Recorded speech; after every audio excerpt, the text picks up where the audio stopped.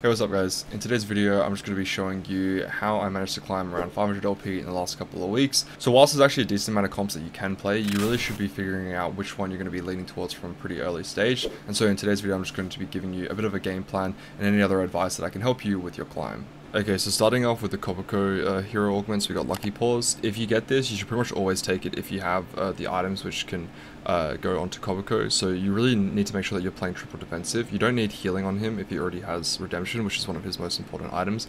And then as for defensive, the best option is obviously going to be Declaw and Bramble. You can sometimes go Steadfast Heart and then drop one of the latter two. However, it just depends on your lobby. And then usually you want to get some form of anti-heal, which Zyra will suffice for a little bit in the early and mid game.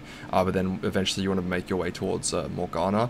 And you can also just cap this board out with Aurelia as well, as although the Zyra Morgana package fits quite nicely, you can just play Aurelia and she holds onto the Morello quite well as well, and you can just do this and then play a Duelist or just play any other legendaries.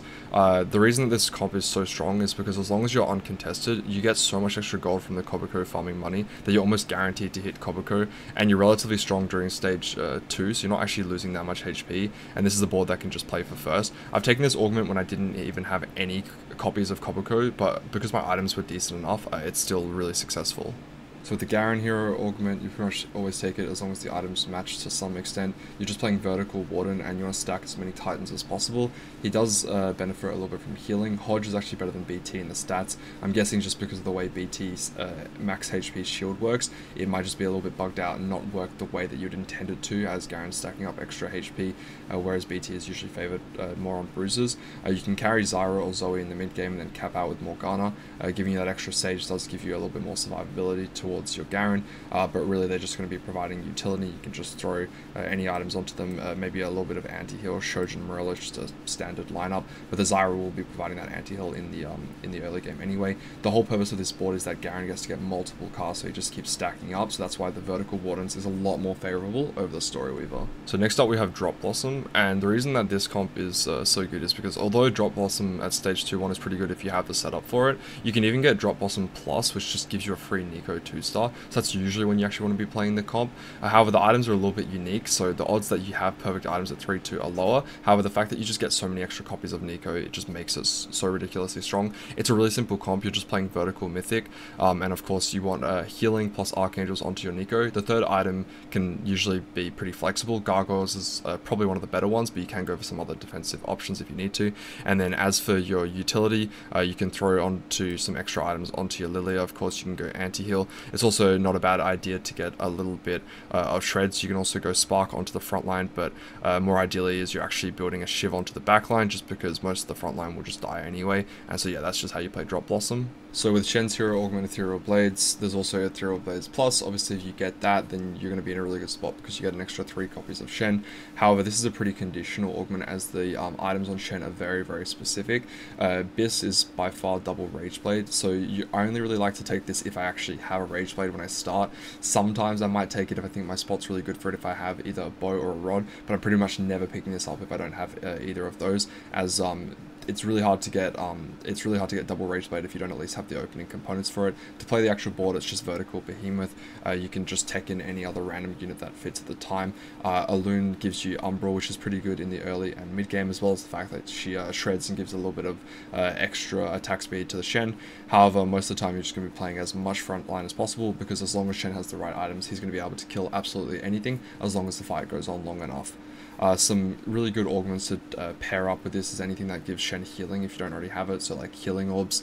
You can even go Martyr to give yourself more frontline. Sometimes you 3-star your Yorick, but overall it's pretty rare, and you can just put the tank items onto Ornn if you don't actually end up hitting Yorick 3 anyway.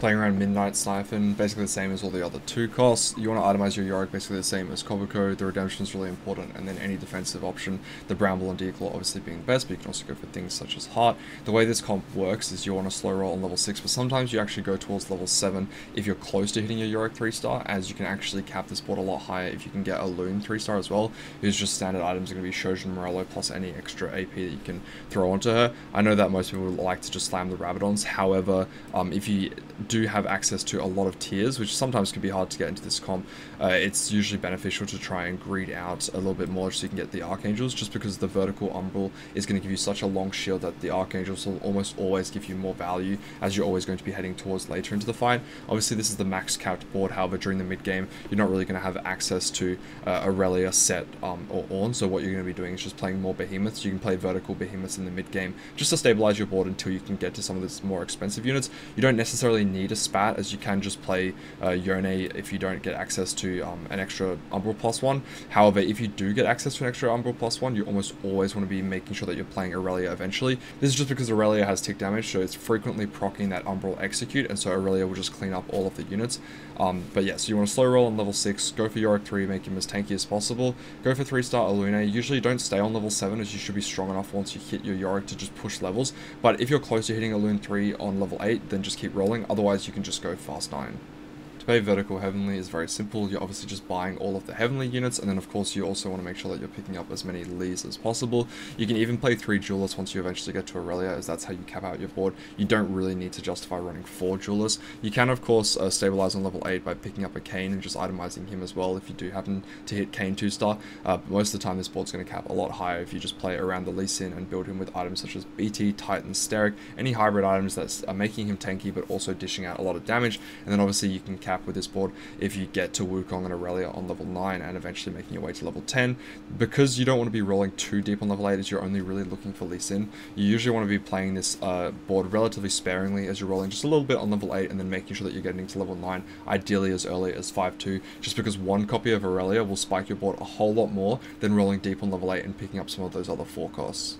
So to play around Vertical Fated and Dryad as well, obviously you're going to be capping around Azir, but your primary carry is going to be your Syndra, as she's going to be the unit that's holding onto all your items on your level 8 roll down. Remember that this comp is relatively stable as long as you have enough frontline and a Syndra 1.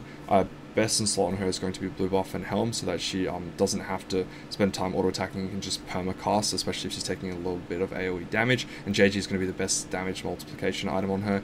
Your tank items can go onto Annie if you roll down and hit Annie 2 on level 8.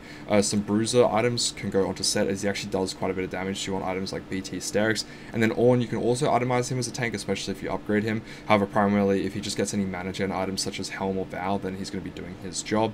And obviously you don't want to roll too deep on this board, as getting to level 9 and being able to play this entire board is a lot more beneficial, as Syndra 1 is, as I mentioned, pretty stable when you roll down to level 8. Vertical Duelist is very, very simple. If you have lots of Duelists early and you have the right items, you can pretty much just hard force this comp, because if you're playing Duelist all throughout the game, then at 3-2 and 4-2, you're more likely to get some of the augments that really bring this comp online. You can technically play it without a +1, however, most of the time you're going to be capping a lot higher if you get access to some of the augments such as Keepers, Duelist Crest, and Extended Duel. If you get any combination of these, even 2 out of 3 of these, then you're going to be in a really good spot to play for first. The primary carry of this is actually Lee Sin, so you want to make sure that you're getting items such as BT, Titans, and Sterics, and then of course you're going to be capping around Aurelia, which is going to have your red buff and your Deathblade. You can sometimes go for Tristana 3 if you have the right augments, or you just happen to natural a lot of her, and then she's going to be benefiting from Last Whisper. But most of the time you're not slamming Last Whisper, just because you're going to be capping around Aurelia anyway, who's going to be applying that Sunder. You can go for some vertical Dragon Lords once you pick up your 6 Duelists. Sometimes you can play 8 Duelists if you have access to the extra +1, but usually you're going to be capping a little bit higher with legendaries, as playing around Darius and Yasuo are quite weak on this board. So they kind of overbuffed 4 Sniper, so previously you didn't even need 2 Sniper to play around Ashe, but now, despite the fact that Senna, Aphelios, and Caitlyn aren't really doing much on this board, the 4 Sniper bonus towards your Ashe is just so ridiculously strong, and if you can position your set correctly, you can sometimes even cheese the fight a little bit so that Ashe is getting more value. But this comp is very, very simple: 4 Warden, 4 Sniper, obviously itemizing Ashe with Last Whisper plus any extra attack speed or AD items. Your Nautilus really wants either a Vow or a Helm, just so that he gets that cast off relatively quickly, and any of your Bruiser items can then go on towards your set. If you get access to later items on level 9 and going into stage 6, you can of course throw them onto your Syndra, as she can do a bit of damage if she has access to you know, some mana gen plus some extra AP, but most of the time you're just going to be focusing here on your Ashe. When you're playing around this board, if you do get access to a Sniper +1, then of course you can just drop one of the units. So from this position here, you could technically just drop the center and then put a Silas onto the board, and then just put the Sniper emblem onto your Syndra, something like that. But the 4 Warden just enables you to have enough pseudo frontline just before your Ashe can get online. Even if you don't have access to all of these upgrades, the Nautilus cast is very significant at just stalling out the fight. Any extra augments such as Locket or training dummies, ideally a training dummy with a Locket that provides you a little bit more frontline, is perfect at stalling out just so that this act can really come online. So if you do get stuck with a lot of AP items and you're not in a spot to contest the Syndra players, then you can of course play around either 2 comps. There's one is Morgana and the other one is Lillia. So the Morgana board is very stock standard. You just play around 4 Bruiser and Vertical Sage, and then you're trying to get to level 9 so you can cap out with the Bill Gates comp, which is basically just swapping Morgana out for Hui and then just playing as many legendaries as possible. The other route, of course, is if you're playing around a Mythic opener and you hit a couple of Lillias, then it makes a lot more sense to just go into the 5 Mythic 4 Invoker board. Both of these boards don't cap nearly as high as all of the other comps that I've mentioned previously, so you really only want to be playing this from a high roll position. Otherwise, just kind of prepare that you're going to be playing for 4th as a higher placement. This board can cap quite high as you do have access to Hui and Azir. Same goes for Morgana, as you can pivot into the Hui board, but most of the time, because of the tempo of some of the other comps, you're usually going to struggle at actually getting to level 9 and contesting with them.